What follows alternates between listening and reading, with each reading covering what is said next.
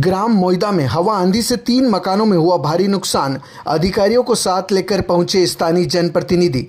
पांचमल जनपद के अंतर्गत ग्राम मोइदा में तेज हवा आंधी और बारिश के कारण कई मकानों को नुकसान पहुंचा, जिसकी जानकारी लगते ही अधिकारियों ने मौका मुआयना किया है।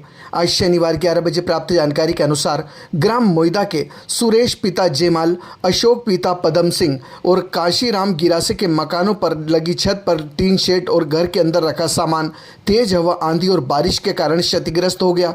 घटनाक्रम की जानकारी लगते ही स्थानीय जनप्रतिनिधि अधिकारियों के साथ ग्राम मोइदा पहुंचे और क्षतिग्रस्त हुए मकानों और घरेलू सामान का जायजा लिया।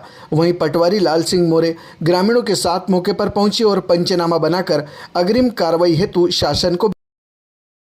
जेटीवी न्यूज से जुड़े रहने के लिए हमारी खबरों को लाइक और शेयर करें, हमारे चैनल को सब्सक्राइब करें और अपडेट रहे हर छोटी बड़ी खबरों से।